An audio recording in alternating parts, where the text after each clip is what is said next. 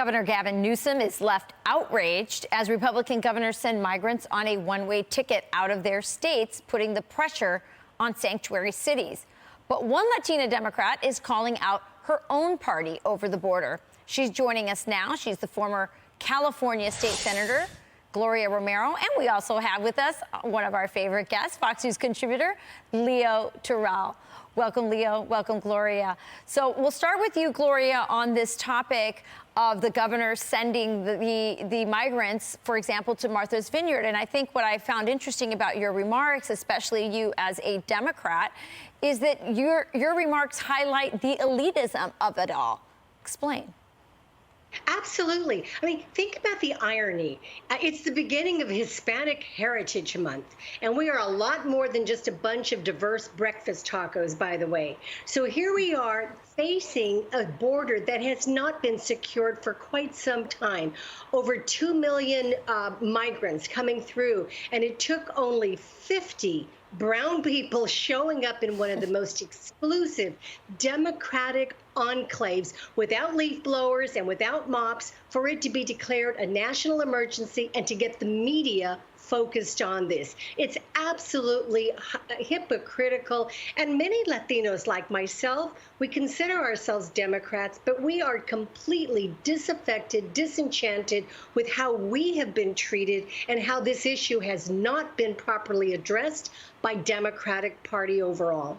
Yeah, there's no question that Martha's Vineyard is better prepared financially to handle those migrants than, Uvalde and many of these other working class poor towns that have had to bear the brunt of this, and many of those towns also in California. Leo, I'm going to come to you. You're coming to us from California. Your governor says he wants to basically charge Governor DeSantis with kidnapping. What do you make of this as a lawyer and a Californian? Insulting, and I'll tell you right now, Governor Newsom is a very insecure governor.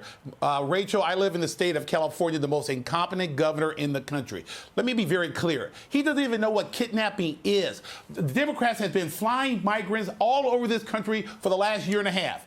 What he's trying to do, Rachel, is kickstart his campaign for president. He's trying to get a national profile. There is no kidnapping here at all. He knows it. He's not a lawyer. He doesn't know what he's talking about. But this is the double standards that the Democrats have used over and over again.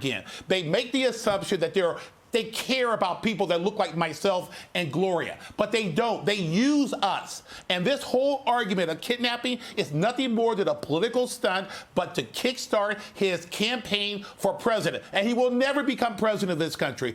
This country does not want to turn into California, which is a disaster.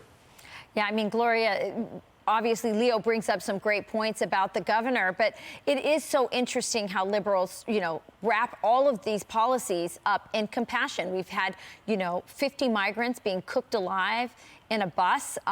We have sex trafficking. I mean, our own government is complicit in the sex trafficking. As Leo brought up, we do the last leg for these evil cartels. And now they want to get upset about some of them getting sent from states like Florida, which is a non-sanctuary state, over to states and cities that are supposedly sanctuary states and cities. Exactly. And that's why so many Latinos and Democrats within the party are just sick and tired of this. We've seen across the country people, Latinas like Myra Flores, in a Democratic stronghold, historically winning. And more Latinos, such as myself, are willing to say, yes, we're Democrats, but we are not bound to the party. We are Americans first. We want border security. We believe in citizenship. We are a patriotic community, and we want respect and fair comprehensive immigration reform. That has not been delivered to us, and we're going to keep fighting for that until we get that. And calling out the hypocrisy that has been exposed by Martha's Vineyard and their so-called, compassionate treatment of all lives matter. It's a bunch of BS unless you have a leaf blower and a mop in hand, it appears. Yeah, that's exactly right. Unless you're there to work in their homes and trim their hedges, they don't want you on Martha's Vineyard. That's very clear.